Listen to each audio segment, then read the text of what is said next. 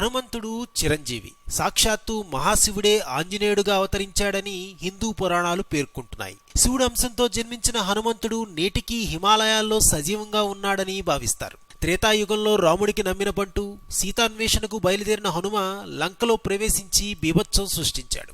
తనకు నిప్పు పెట్టాలని రాక్షస మూకలు ప్రయత్నిస్తే దానితోనే లంకను దహనం చేశాడు. అంజనీ సుతిని ఆరాధిస్తే దుష్టశక్తులు పిశాచాలు దరిచేరవని బలంగా నమ్ముతారు. అయితే హనుమాన్ మంత్రాన్ని రోజు ఉచ్చరించడం వల్ల శక్తి ధైర్యంతో పాటు శారీరక సామర్థ్యం కూడా పెరుగుతుందట.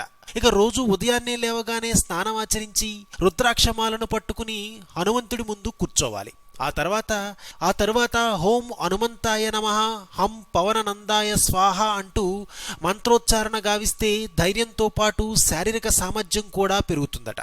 ఇక హం హనుమంతాయ రుద్రాత్మక హాం పట్, ఈ మంత్రాన్ని పఠించడం ద్వారా అపరిమితమైన శక్తిని పొందవచ్చట. ఈ మంత్రం వల్ల తక్షణ ఫలితాన్ని పొందడమే కాకుండా అనూహ్యమైన శక్తి సొంతమవుతుంది. ఓం నమో భగవతే ఆంజనేయ మహాబలాయ స్వాహ, ఈ మంత్రాన్ని 21,000 సార్లు ఉచ్చరిస్తే మొండి రోగాలు దుష్టశక్తులు పీడ తొలగిపోవటమే కాదు జీవితంలో ఎదురయ్యే అన్ని ఆటంకాలను అధిగమించవచ్చట. ఇక శ్రీ ఆంజనేయ దండకం కూడా తరతరాల నుంచి ఆచరణలో ఉంది. ఆంజనేయ స్వామి మహిమ, సుగుణాలు, సాధించిన ఘనకార్యాలు, రక్షణ, అనుగ్రహం మొదలైనవి ఈ దండకంలో పొందుపరిచారు.